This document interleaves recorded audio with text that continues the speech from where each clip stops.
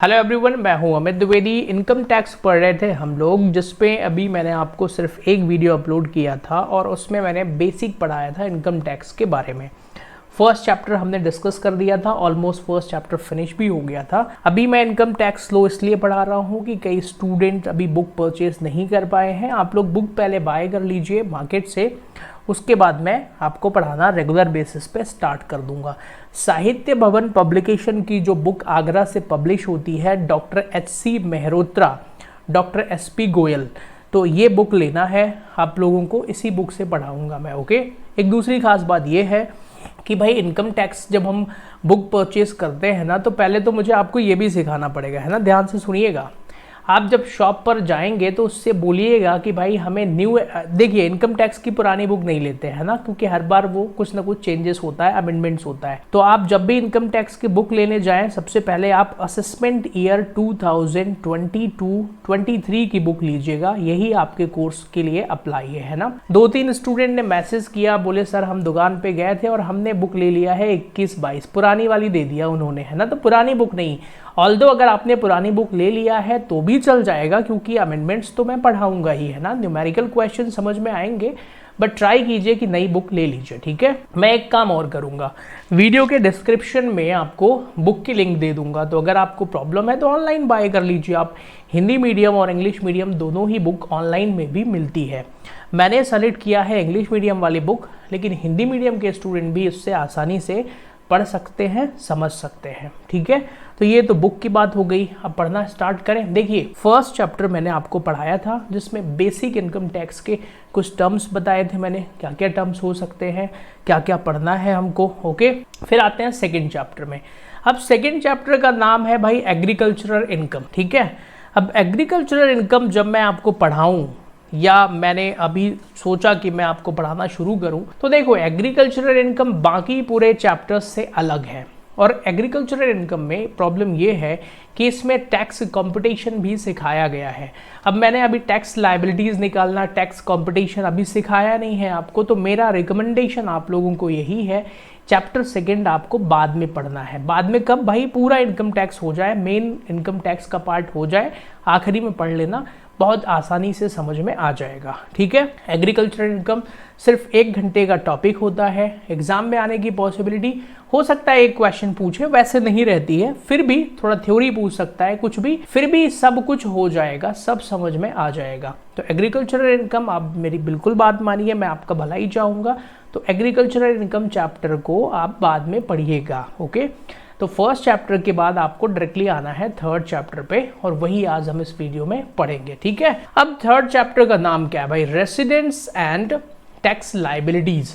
भाई रेसिडेंस क्या होता है, देखिए हम पढ़ने जा रहे हैं इनकम टैक्स। इस चैप्टर में हमें टैक्स निकालना सीखना पड़ेगा, है ना। अब हम टैक्स किसका कैलकुलेट करें भाई, तो सबसे पहले हमको सीखना है कि किसका टैक्स निकालना है, मतलब रेसिडेंट कौन होता है, फिर उसकी टैक्स लायबिलिटीज भी कैलकुलेट करेंगे। ओके, एक चीज क्लियर बता दूं मैं, इस चैप्टर का कितना महत्व है आपके एग्जाम में, एक क्वेश्चन आएगा, ठीक है। एक क्वेश्चन इस चैप्टर का आना है, वो भी 100% आना है। ये ऐसा चैप्टर है जो मात्र 2 दिन की पढ़ाई में प्रिपेयर हो सकता है, मतलब आपको कुछ भी नहीं आता है, आप मुझसे कहेंगे कि सर एक क्वेश्चन करवा दो जो कि बन जाए 2 दिन, मतलब 2 घंटे की पढ़ाई में, तो वो है रेसिडेंस एंड टैक्स लायबिलिटीज। बेहद आसान चैप्टर होता है, 2 घंटे भी ज़्यादा बोल रहा हूँ, 20 मिनट की पढ़ाई में भी आपको समझ में आ जाएगा और बन जाएगा। तो हमें इसी चैप्टर को आज डिस्कस करना है। इसकी थ्योरी भी लिखने को आएगी, शॉर्ट क्वेश्चंस भी आ सकते हैं, लॉन्ग क्वेश्चन भी आ सकते हैं। जिस यूनिवर्सिटीज़ में भी पढ़ रहे हो आप, सभी ग्रेजुएशन लेवल वाली यूनिवर्सिटीज़ में इस चैप्टर से एक क्वेश्चन 100% आता है, ठीक है। तो इसको ध्यान से पढ़ना है। इसमें देखो इनकम टैक्स लॉ है ना, ये लॉ है, तो मुझे पहले तो बुक की पूरी बेसिक थ्योरी पढ़ाना पड़ेगा, फिर हम क्वेश्चंस करेंगे। Got it? तो चलिए पढ़ना शुरू करें। व्हाट इज रेसिडेंट, ठीक है। तो रेसिडेंट ऑफ एसएससी। अब एक चीज और पहले समझ लेते हैं भाई, ये रेसिडेंस क्यों निकाल रहे हैं हम, समझो जरा। इंडिया में कई सारे लोग अर्निंग करते हैं, for the example foreign cricketers आते हैं आईपीएल खेलने के लिए, है ना भाई। इंडिया से उन्होंने आईपीएल में कोई भी आ गया, मान लो मेरे बुक में एक समय था, मेरे सीए एग्जाम में रिक्की पॉन्टिंग का एग्जाम्पल आया था 2014, 15, 16 के टाइम पर। अभी कोई भी फॉरेन प्लेयर ले लो आप क्रिकेट का, तो वो यहाँ पे आता है, यहाँ इंडिया में IPL से उसने अर्निंग किया, अब वो चला गया अपने कंट्री में, तो भाई पैसा तो उसने इंडिया में कमाया, तो उसको टैक्स कहाँ देना पड़ेगा, इंडिया में देना पड़ेगा। तो हम इसीलिए तो भाई टैक्स लायबिलिटीज़ में रेसिडेंस देखेंगे कि वो इंडिया का रेसिडेंट है या नहीं है। एक चीज़ और, रेसिडेंट और सिटीजनशिप दोनों अलग अलग चीज़ें होती हैं। रेसिडेंटशिप टैक्सेशन के लिए निकाला जाता है, टैक्स कैलकुलेट करने के लिए निकाला जाता है। सिटीजनशिप एक अलग चीज़ है, वो कॉन्स्टिट्यूशन ऑफ इंडिया के थ्रू आपको सिटीजनशिप मिलती है, तो हमें सिटीजनशिप से कोई मतलब नहीं है। कोई फॉरेन क्रिकेटर भी हमारा रेसिडेंट ऑफ इंडिया हो सकता है, उसको इंडिया में टैक्स पे करना पड़ेगा अगर वो इनकम टैक्स एक्ट 1961 के अकॉर्डिंग हमारा रेसिडेंट है। तो रूल्स रेगुलेशन की बातें तो हम करेंगे ही करेंगे। तो आइए चलिए स्टार्ट करते हैं, ठीक है। रेसिडेंट ऑफ असेसी, एक एक वर्ड को ध्यान से पढ़ना है। मैं ये मान के चल रहा हूँ कि मैं उन बच्चों को पढ़ा रहा हूँ जिनको इनकम टैक्स 0 लेवल पे आता है। अगर आप बहुत बड़े ज्ञानी हैं, अगर आपको आता है तो भाई फिर ये वीडियो देखने की ज़रूरत आपको नहीं है। Got it. चलिए पढ़ना शुरू करते हैं। The scope of total income of an assessee along with his residential status is determined with reference to his resident in India in the previous year। मतलब हम टैक्स लगाने के पहले देखेंगे कि क्या वो हमारे इंडिया का रेसिडेंट है कि नहीं है। वही बात यहाँ भी लिखी है कि resident and citizenship are two different expect, है ना। The incident of tax has nothing to do with the citizenship, मतलब टैक्स का सिटीजनशिप के साथ कोई लेना देना नहीं है। An Indian may be non resident and a foreigner may be resident for income tax purpose. बात क्लियर हो गई। मतलब इनकम टैक्स पर्पस से कोई फॉरेनर भी हमारा रेसिडेंट हो सकता है और कोई इंडियन भी हो सकता है वो कि रेसिडेंट उस ईयर ना हो, ठीक है। अब रेसिडेंट कितने तरीके के होते हैं तो वो देखना है। On the basis of residence the assessee are divided into 3 categories. ये तीनों कैटेगरीज आपको पढ़नी है, ठीक है। असेसी हमारे कितनी कैटेगरी में डिवाइड है भाई, 3 कैटेगरी में। पहला होता है person who are resident in India, popularly known as ordinary resident. जो इंडिया का रेसिडेंट है वो ऑर्डिनरी रेसिडेंट कहलाएगा, ओके। फिर person who are not ordinarily resident in India, दूसरा PROI, फिर तीसरा नॉन रेसिडेंट। मतलब ओवरऑल कुल मिला के ऐसा है कि ये चार्ट से समझिए आप कहेंगे सर बहुत बुक की लैंग्वेज हमें नहीं आती है, अपनी लैंग्वेज में बताइए। बता रहा हूँ मैं, आइए जरा। टाइप्स ऑफ रेसिडेंट, तो भाई रेसिडेंट हमारे बेसिकली 2 टाइप के होते हैं। या तो वो बंदा रेसिडेंट होगा या फिर वो बंदा नॉन रेसिडेंट होगा। क्लियर हो गया, ओके। अगर वो बंदा मतलब यहाँ असेसी से है ना, तो अगर वो असेसी रेसिडेंट है तो रेसिडेंट में भी 2 टाइप होंगे। पहला होगा ऑर्डिनरी और दूसरा होगा नॉट ऑर्डिनरीली रेसिडेंट। क्लियर हो गई ये बात, ओके। अब हमें इनकी कंडीशंस को ही आगे इस चैप्टर में पढ़ना है। पढ़ने के बाद उसको रियल इम्प्लीमेंट करना है, फिर उससे हम न्यूमेरिकल क्वेश्चन सॉल्व करेंगे। I hope you understand. पढ़ने क्या वाले हैं समझ में आ गया, ओके। एक चीज और बताता हूं मैं। There are separate rules for determining the resident of different kinds of assessee. मतलब डिफरेंट हर असेसी के लिए अलग अलग रूल्स हैं। जैसे इंडिविजुअल के लिए अलग रूल होगा, HUF के लिए अलग रूल्स होगा, एक फर्म के लिए अलग होगा, एंड AOP के लिए अलग होगा, कंपनीज के लिए अलग होगा, लोकल अथॉरिटीज़ के लिए और आर्टिफिशियल जुडिशियल पर्सन्स के लिए अलग। मतलब रेसिडेंटशिप निकालने के लिए आपको सभी के लिए अलग अलग कंडीशंस हैं, वो कंडीशंस देखना पड़ेगा, ओके। तो मैं उम्मीद करता हूँ कि यहाँ तक आपको समझ में आ गया है।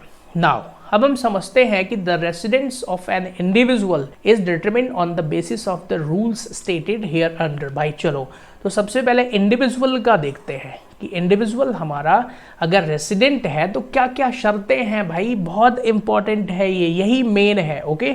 अच्छा एक चीज़ और बता दूं मैं, देखिए बिकॉज मैंने प्रैक्टिकली वर्क भी करा है इनकम टैक्स में, तो आप कहेंगे सर क्या इसका यूज़ होता है। भाई बिल्कुल यूज़ होता है। देखो इसका नॉर्मल यूज़ नहीं है, अगर आप एडवांस लेवल पे टैक्सेशन की प्रैक्टिस करने जाओगे तो यूज़ होगा। मैं जब CA आर्टिकलशिप कर रहा था तो मेरी जो CA फर्म है भोपाल में, मेरी नहीं मतलब मेरे सर की जो CA फर्म है, वहाँ पर आर्टिकलशिप के दौरान, क्योंकि सर इंटरनेशनल टैक्सेशन का भी वर्क देखते थे, तो वहाँ पर कई सारे क्लाइंट फॉरेन के भी होते थे और उनकी टैक्स रेसिडेंटशिप हमें निकालनी पड़ती थी। तो मैंने रियल में भी ये चीज़ें की हुई हैं और इसका रियल में बिल्कुल यूज़ होता है। Got it. नाउ आगे बढ़े। तो रेसिडेंट ऑर्डिनरी है ना, an individual is said to be resident in India in any previous year, किसी भी प्रीवियस ईयर में वो रेसिडेंट माना जाएगा if he satisfies any one of the following basic condition. अच्छा, लॉ जब हम पढ़ते हैं ना तो भाई हर एक वर्ड्स का मतलब होता है। यहाँ क्या लिखा है, any one of the following, तो मतलब दो में से कोई भी एक सिचुएशन अगर वो क्वालिफाई करता है। क्लियर है? नाउ पहली कंडीशन क्या है भाई, he is in India in the previous year for a period of 182 days और मोर। अगर वह प्रीवियस ईयर में, प्रीवियस ईयर मतलब जिस साल का टैक्स कैलकुलेट, प्रीवियस ईयर मैंने पढ़ाया था भाई पिछले क्लास में ही, है ना। तो अगर वह भारत में प्रीवियस ईयर में 182 दिन या उससे ज्यादा रहा हो, ठीक है। Now he has been in India for at least 365 days during the 4 years, मतलब पिछले 4, प्रीसीडिंग मतलब लगातार, है ना। ध्यान से, हर एक वर्ड का मतलब होता है, मैंने बताया ना, 4 प्रीसीडिंग प्रीवियस ईयर्स एंड मतलब वो पिछले 4 सालों में 365 दिन, जिसमें पिछले साल के 60 दिन शामिल होने चाहिए। तो अगर ये दोनों ही कंडीशन वो सेटिस्फाइड करता है तो वो क्या हो जाएगा भाई, रेसिडेंट माना जाएगा। कौन कौन सी कंडीशन है? पहली कंडीशन है कि पिछले साल वो 182 दिन भारत में रहा हो, या फिर पिछले 4 सालों में 365 दिन, जिसमें पिछले साल के 60 दिन शामिल होने चाहिए। ये 2 कंडीशन हो गई। क्लियर हो गया?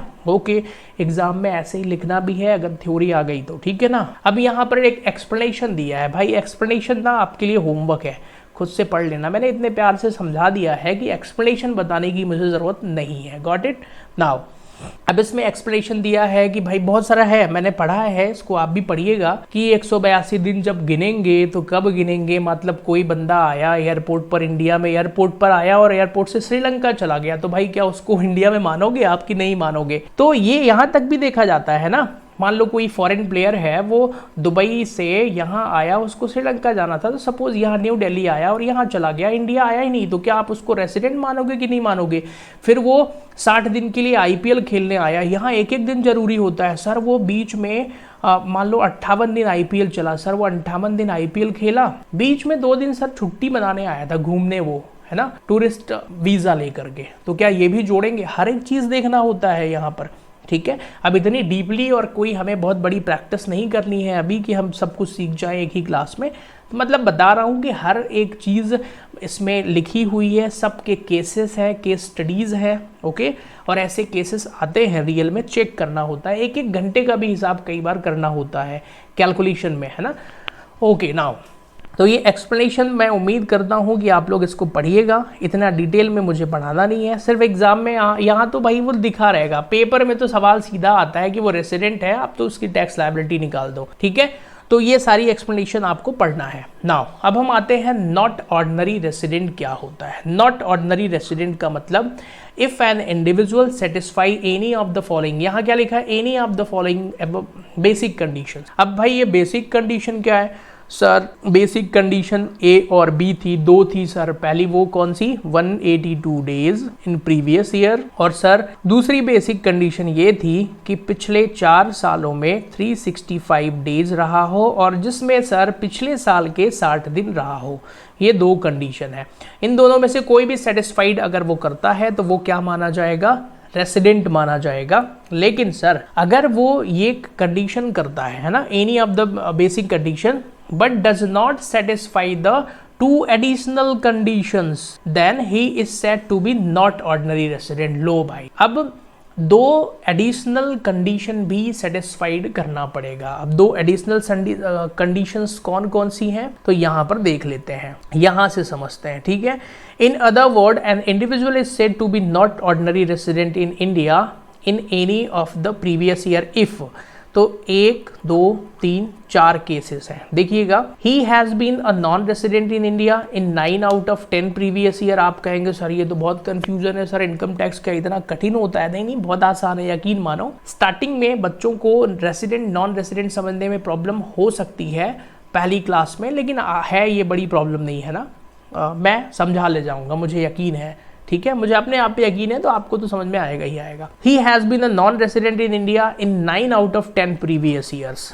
फिर he has during the 7 years preceding that have been in India for a period of, आप कहेंगे सर ये तो बहुत खतरनाक लिखा है, आप तो मत पढ़ाइए, नहीं पढ़ाता हूँ। चलो ध्यान से सुनिए, मेरा कहने का मतलब ये है कि आपको बस पहले तो कंडीशन कौन कौन सी याद रखना था। सबसे पहले आपको कंडीशन याद रखना था 2, है ना। कौन कौन सी एडिशनल कंडीशन यहाँ पर है ये पढ़ा देता हूँ मैं। पहली कंडीशन कौन सी थी, बेसिक कंडीशन, और 2 ये additional condition. In fact in order that an individual may become ordinary residents in India he has to satisfy both the following condition besides satisfying any of the above mentioned basic conditions। ध्यान से सुनिए, मतलब कि अगर आपको resident status लेना है, वो इंडिया का रेसिडेंट कहलाएगा, तो 2 बेसिक कंडीशन में से कोई एक सेटिस्फाइड करे और दोनों एडिशनल सेटिस्फाइड करना पड़ेगा। क्लियर हो गया। यहाँ क्या लिखा है ना, यहाँ पे कि फिर से देख लीजिए आप। ओके, तो दोनों एडिशनल कंडीशन देखें अब। आइए, he has been India at least 2 out of 10 previous preceding years, मतलब भाई पिछले 10 वर्षों में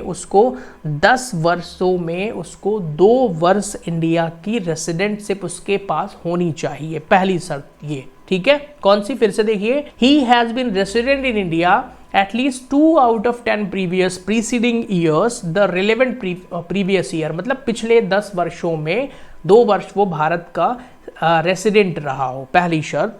दूसरी, he has been in India for at least 730 days in or during the 7 previous year preceding the relevant previous year, पिछले 7 वर्षों में वो कितने 730 दिन से ज़्यादा भारत में रहा हो।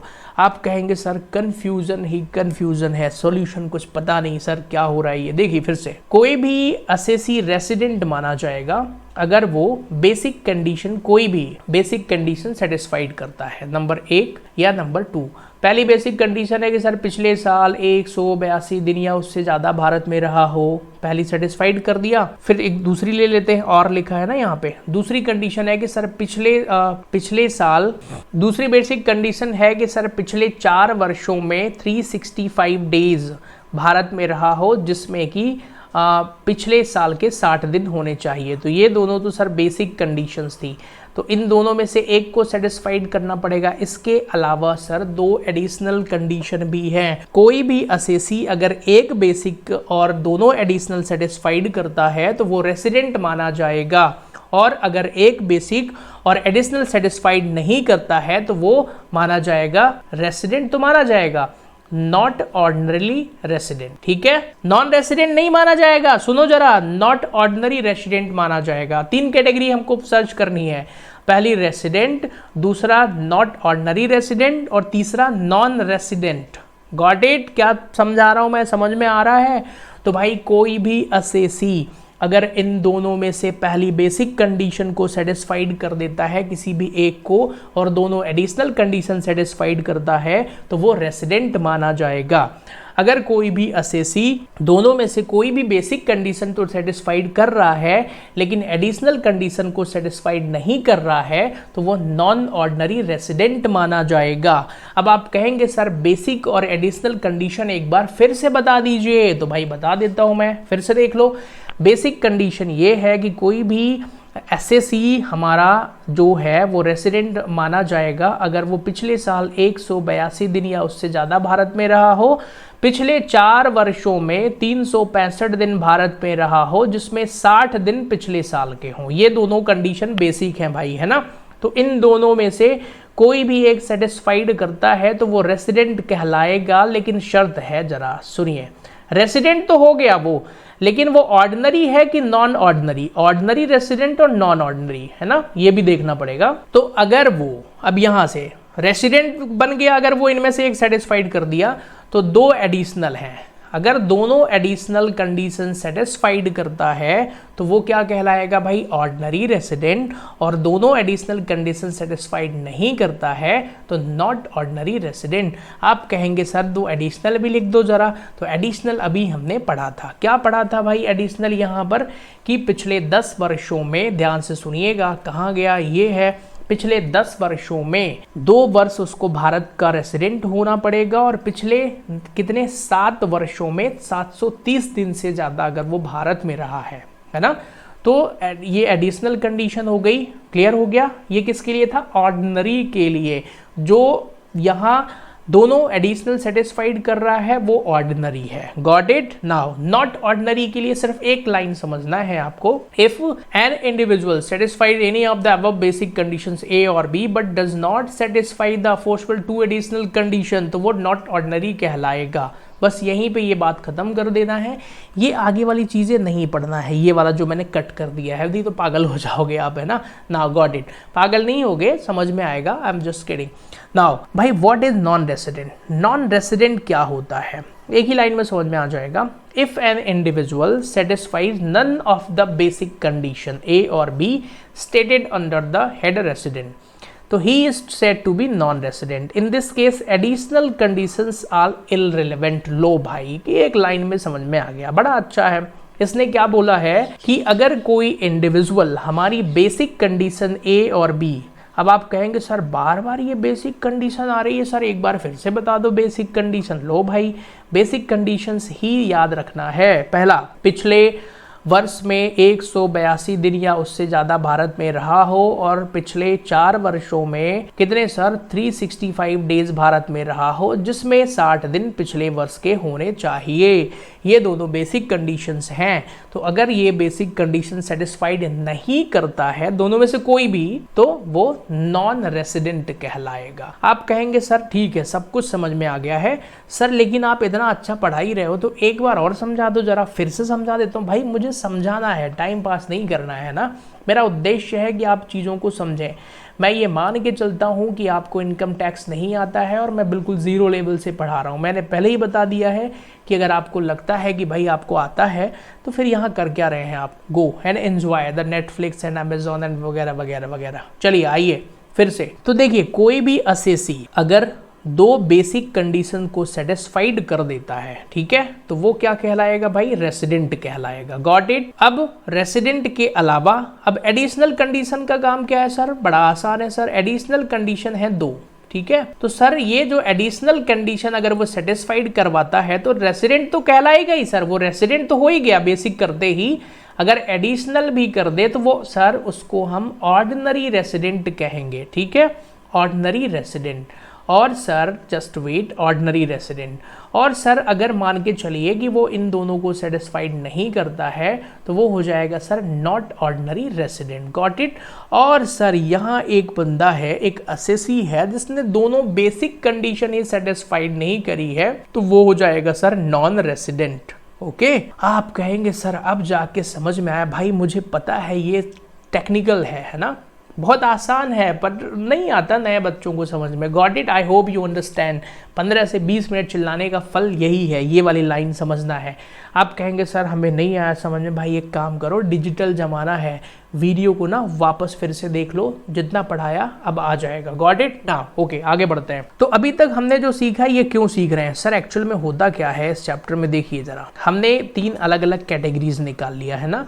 अब हमको आगे चैप्टर में क्या करना है वो समझिए। भाई पहला होता है रेसिडेंट, तो रेसिडेंट हो गया sir ordinary resident, not ordinary resident और सर नॉन रेसिडेंट, ठीक है ना। ये ऐसे ही सॉल्व करना है क्वेश्चन, बहुत आसान चैप्टर है ये। फिर सर यहाँ पर क्या लिखेंगे? पर्टिकुलर्स, है ना ये। फिर यहाँ पर सर कॉम्पुटेशन, कैलकुलेशन नहीं लिखेंगे सर, नहीं कॉम्पिटिशन लिखते हैं भाई, ठीक है, कॉम्पिटिशन ऑफ टैक्स लाइबिलिटीज। तो यही हमको करना है इस चैप्टर में आगे। तो कॉम्पिटिशन ऑफ टैक्स लाइबिलिटीज किसके लिए? तीनों के लिए करना है, ordinary, not ordinary, non resident. मान लो अब यहाँ पर आपको अब अगला क्या सीखना है वो बता रहा हूँ मैं। लगभग 1 2 3 4 5 6 7 8 9 लगभग 9 ऐसे आइटम्स हैं या 9 ऐसी कैटेगरीज हैं, वो आपको सीखना है।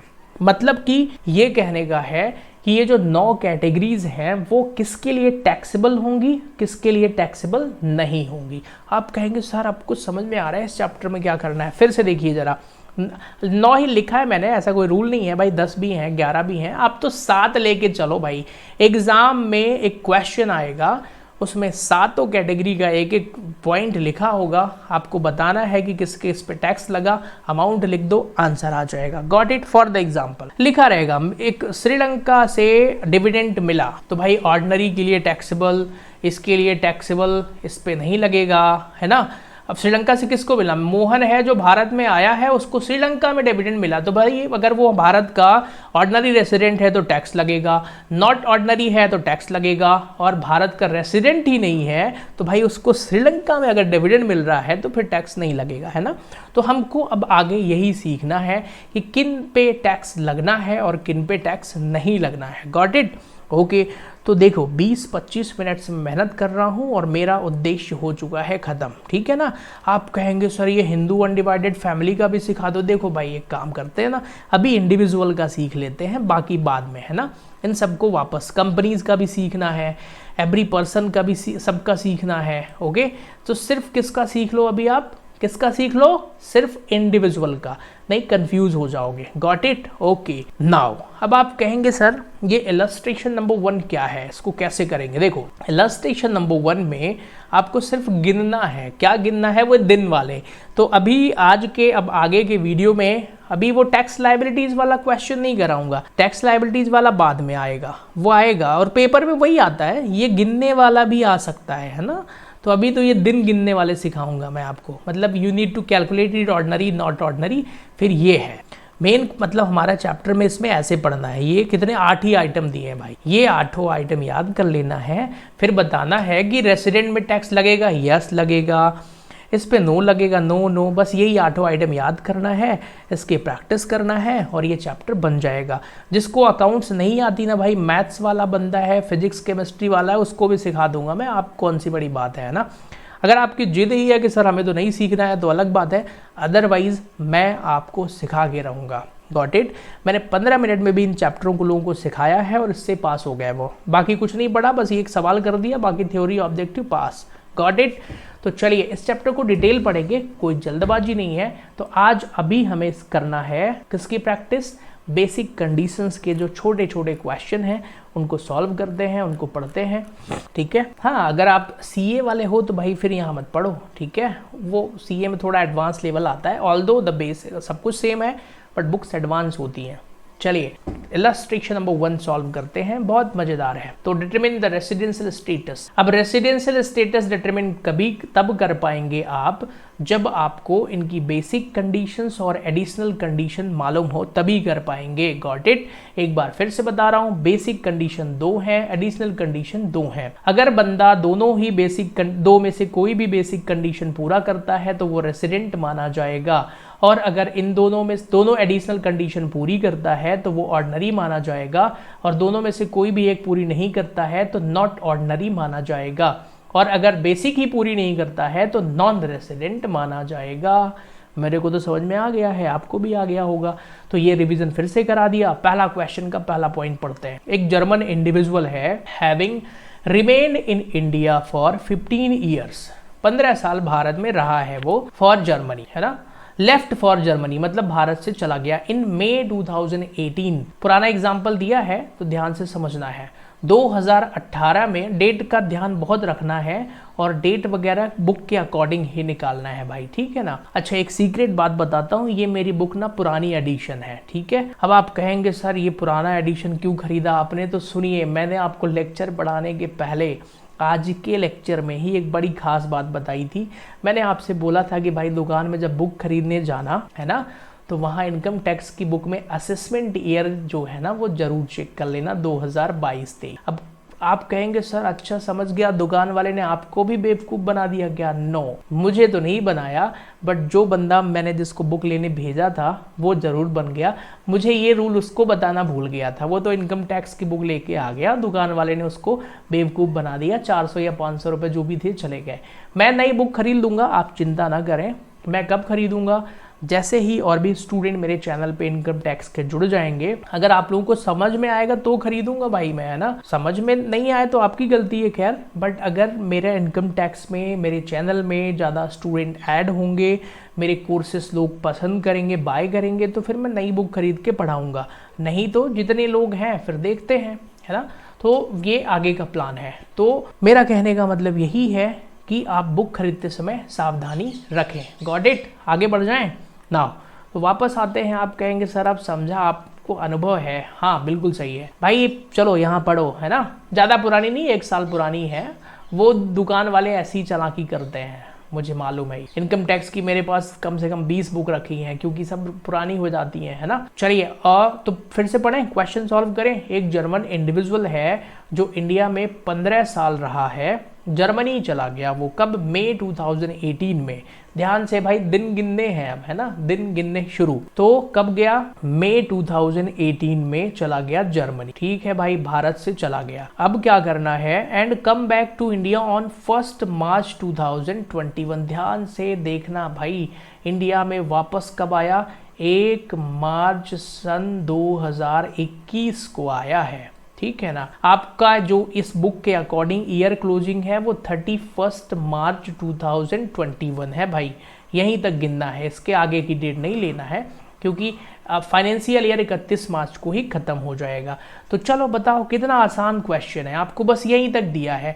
आपको बताना है कि ये जो बंदा है ये क्या है, ये रेसिडेंट है कि नॉन रेसिडेंट है। ठीक है, आप कहेंगे सर कैसे निकालेंगे? देखो कितना आसान है, मैंने आपको फिर से रिवीजन करवाया, फिर से करिए। कैसे भाई? कोई भी बंदा अगर 2 बेसिक कंडीशन सेटिस्फाइड करता है। बेसिक कंडीशन क्या है सर? पिछले साल 182 दिन या उससे ज़्यादा भारत में रहा हो और पिछले 4 वर्षों में सर 365 दिन या फिर 365 दिन या उससे ज़्यादा, जिसमें 60 दिन पिछले साल के शामिल होने चाहिए, भारत में रहा हो। तो अगर वो दोनों में से कोई भी बेसिक कंडीशन सेटिस्फाइड करता है तो वो रेसिडेंट माना जाएगा, नहीं तो फिर वो नॉन रेसिडेंट माना जाएगा अगर बेसिक ही सेटिस्फाइड नहीं करता है।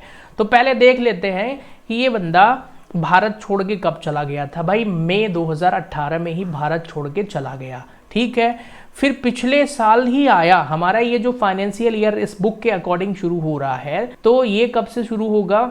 1 अप्रैल 2020 से 31 मार्च 2021।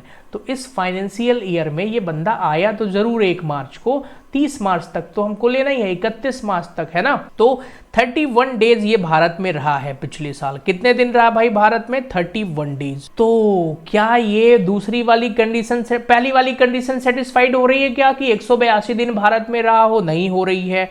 दूसरी वाली भी नहीं हो रही है सर क्योंकि 60 दिन ही नहीं हो रहे हैं, है ना।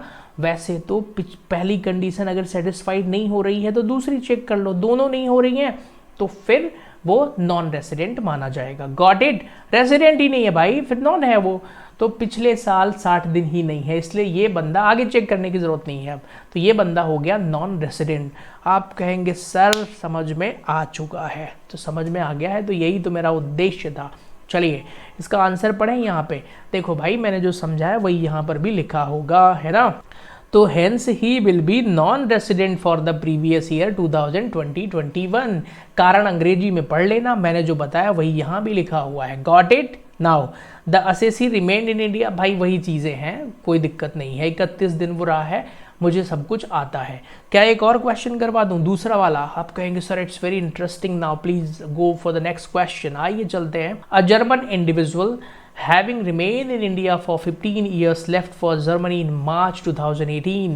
ठीक है, come back to India on 30th September 2020. It's very interesting sir. ठीक है, लेफ्ट कब किया है सर उसने? मार्च 2018 में। सेकंड करते हैं। आप कहेंगे सर इट्स वेरी चैलेंजिंग, तो सेकंड पॉइंट पर आते हैं। लेफ्ट इंडिया कब किया उसने? तो भाई लेफ्ट कर दिया है, कब किया है? 15 साल रहने के बाद मार्च 2018 में भारत से चला गया, मार्च 2018 में। फिर वापस आता है, अगेन इंडिया में आता है, कब आया? वैसे तो यहाँ लिखा हुआ है 30 सितंबर 2020 को आता है। ठीक है, 30 सितंबर 2020 को आता है। चलो भाई बताओ जरा कि ये बंदा क्या है, रेसिडेंट है या नॉन रेसिडेंट है, और अगर रेसिडेंट है तो कौन सा है। ठीक है, आप कहेंगे सर हम कैसे बताएंगे, सर हम तो अभी बच्चे हैं, छोटे बच्चे। भाई सुनो, मैंने आपको पढ़ा दिया है, आप छोटे बच्चे नहीं हैं। अब आप 1 घंटे से इनकम टैक्स पढ़ रहे हैं, अब आपको आ गया होगा। मैंने क्या पढ़ाया अभी बताया ना मैंने कि अगर कोई भी किसी का भी रेसिडेंट चेक करना है तो पहले 2 बेसिक कंडीशंस चेक करो आप। कंडीशन नंबर 1, क्या बंदा पिछले साल 182 दिन भारत में रहा है। कंडीशन नंबर 2, पिछले 4 वर्षों में 365 दिन देखो, जिसमें 60 दिन पिछले वर्ष के होने चाहिए। आप कहेंगे सर ओ ये करना है, आइए करते हैं। 30 सितंबर से 31 मार्च तक। कितने दिन हो गए? तो अक्टूबर, नवंबर, दिसंबर, जनवरी, फरवरी, मार्च, 6 महीने होते हैं। आप कहेंगे सर 182 दिन वाली सेटिस्फाइड हो रही है sir, that's great, that's interesting. भाई 182 दिन हो गए है ना 6 महीने में। आप कहेंगे सर 30 × 6 तो 180 होता है। तो भाई कहीं 31 भी तो है, 31 डेज भी तो कहीं होगा महीने में ना, तो गिन लेना 182 हो रहा होगा, है ना। तो पहली कंडीशन सेटिस्फाइड हो गई। अब कहेंगे सर तो ये तो रेसिडेंट हो गया सर, एनी ऑफ इन दोनों में से कोई एक ही करनी है। बट अब ये क्वेश्चन थोड़ा बड़ा हो गया, सर रेसिडेंट तो है ये बंदा, क्योंकि ये दोनों में ही सेटिस्फाइड कर रहा है, 60 दिन भी हो गए सर इसके। बट सर ये कौन सा रेसिडेंट है, ऑर्डिनरी कि नॉट ऑर्डिनरी? तो सर अगर ये दोनों एडिशनल कंडीशन सेटिस्फाइड कर देता है तो ये ऑर्डिनरी होगा, अगर दोनों एडिशनल सेटिस्फाइड नहीं करता है तो नॉट ऑर्डिनरीली होगा। Got it? तो एडिशनल कंडीशंस के साथ इसको आपको चेक कर लेना है एक बार। आप इतनी मेहनत तो अब आप कर लीजिए, क्योंकि ये वीडियो मुझे एंड करना है, टाइम हो गया है ज़्यादा। तो मैं होमवर्क दे रहा हूँ। आप कहेंगे सर हमारे पास बुक नहीं है सर, ये एक्सक्यूजेस हैं, ठीक है। तो मैं आपको एक फैसिलिटी भी दे रहा हूँ। चलिए वो फैसिलिटी ये है कि भाई वैसे तो ये पीडीएफ फाइल नहीं देना चाहिए मुझे, फिर भी मैं आपको ये पीडीएफ फाइल प्रोवाइड करवा देता हूँ आपको पढ़ने के लिए, है ना। इसका उद्देश्य कोई सेलिंग नहीं है, इसलिए जो बुक वाले हैं वो मुझ पर क्लेम नहीं कर सकते, है ना। तो ये पीडीएफ फाइल आपको कहाँ मिलेगी, मुद्दे की बात करते हैं और आपको होमवर्क दे देता हूँ मैं। अगला वीडियो मैं तभी अपलोड करूंगा जब आप होमवर्क करके मेरे यूट्यूब चैनल पे, जहाँ पे आप ये वीडियो देख रहे हैं ना, वहाँ पे कमेंट करेंगे और वहाँ बताएंगे कि सर रेसिडेंट हमने पढ़ लिया है, अब आगे पढ़ाइए, तभी अपलोड करूंगा मैं, ठीक है। तो सुनिए, मेरा ऐप है अमित द्विवेदी क्लासेस करके, इसकी लिंक आपको इस वीडियो के डिस्क्रिप्शन में मिल जाएगी, ठीक है। तो इसकी डिस्क्रिप्शन में आइए, वहाँ से ऐप डाउनलोड करिए। ऐप डाउनलोड कर लेंगे, अपना मोबाइल नंबर डाल के रजिस्टर्ड कर जाएंगे तो फ्री स्टडी मटेरियल में फ्री स्टडी मटेरियल नाम का एक वहाँ पर फोल्डर है, वो दिख जाएगा आपको, है ना। फ्री स्टडी मटेरियल में मैं इनकम टैक्स रेसिडेंशियल स्टेटस के नाम से इस फाइल को अपलोड कर दूंगा। तो भाई आप ये फाइल डाउनलोड करिए और एक्सक्यूजेस नहीं बनाने हैं, ठीक है ना। होमवर्क दे रहा हूँ मैं, ध्यान से सुनना है, कहाँ तक पढ़ने हैं आपको, इट्स वेरी इंटरेस्टिंग, थोड़ा तो मेहनत करिए, है ना। क्वेश्चन नंबर 3, 4, 5 सब कर लो, आप एक्सपर्ट हो जाओगे। मैं होमवर्क दे रहा हूँ, कहाँ तक करना है, स्कोप ऑफ ओके 8 एग्जाम्पल करने हैं, ठीक है ना। So that would be your homework. अब कोई एक्सक्यूजेस नहीं होगा कि sir I don't have book, don't worry, I am providing you PDF. तो 8 इलस्ट्रेशन तक आपको सॉल्व कर लेना है। 8 इलस्ट्रेशंस के बाद फिर इसमें वो टेबुलर फॉर्म बना करके हमको टैक्स लायबिलिटीज़ निकालना सीखना है, जो कि हम सीखेंगे। एक चीज़ और बता देता हूँ मैं, अभी अगर आपको कंप्लीट इनकम टैक्स पढ़ना है, मेरे एप्लीकेशन पर इसका आपको पूरा वीडियो मिल जाएगा इन फ्यूचर, तो कोर्स को अभी बाय कर लीजिए आप। इसका प्राइस है 999 रुपीज़। लेकिन देखो भाई, इनकम टैक्स पढ़ाने में बहुत मेहनत लगती है, हालांकि मेरा मन नहीं हो रहा है इस पर डिस्काउंट करने का, पर क्योंकि मुझसे स्टूडेंट ने बोला है कि सर थोड़ा फीस कम कर दीजिए, तो अभी इसमें ऑफर प्राइस चल रहा है, that is known as happy 500 का, ठीक है। तो हैप्पी 500 कूपन कोड यूज करके 500 रुपये ये ऑफ हो जाएगा, मतलब 499 में ही आपको इनकम टैक्स जो है वो पढ़ने को मिल जाएगा, पूरा भाई पूरा, है ना। सेम इसी क्वालिटी, इसी पेशेंस के साथ सारे वीडियो करवाऊंगा मैं, सब कुछ मेरे ऐप के अंदर मिलेगा। अब उस कोर्स में आपको और क्या फैसिलिटी मिलना है ज़रा सुनिए। तो आपको पहली बात तो 1 ईयर वैलिडिटी तक के लिए लेक्चर मिल जाएगा जब आप पास होंगे एग्जाम, है ना। दूसरा कि सभी चैप्टर्स के न्यूमेरिकल क्वेश्चन में नई बुक डॉक्टर ये जो है HC मेहरोत्रा की साहित्य भवन पब्लिकेशन की न्यू बुक के क्वेश्चंस इसमें सारे सॉल्व कर दूंगा मैं, है ना। इसी तरीके से समझ में भी आएगा आपको। और क्या बेनिफिट मिलेगा आपको, लाइव डाउट सेशन हुआ करेगा। जब इसमें स्टूडेंट्स कोर्स बाय कर लेंगे तो हफ्ते में या ऑन डिमांड जब भी जैसा भी हो, लाइव डाउट हुआ करेगा, जिसमें आप लाइव डाउट पूछ सकते हैं, ठीक है।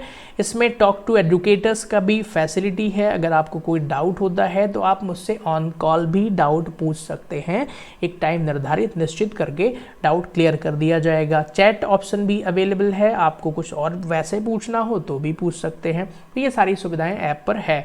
तो ठीक है, बेनिफिट उठाइए। बाकी इनकम टैक्स पढ़ाऊंगा मैं, अच्छा लगेगा। अगर आपको समझ में आ रहा है थोड़ा बहुत भी, तो अपने फ्रेंड्स को जोड़िए। जितने जल्दी लोग इस पे वीडियोस पे कमेंट करेंगे नेक्स्ट वीडियोस के लिए तो ही करूंगा मैं, है ना। नहीं तो थोड़ा टाइम लगेगा, और भी कोर्सेज हैं दूसरे पढ़ाऊंगा मैं, ओके ना, ठीक है। तो आज के लिए इतना ही है, मिलते हैं नेक्स्ट वीडियो में। Bye bye to all of you.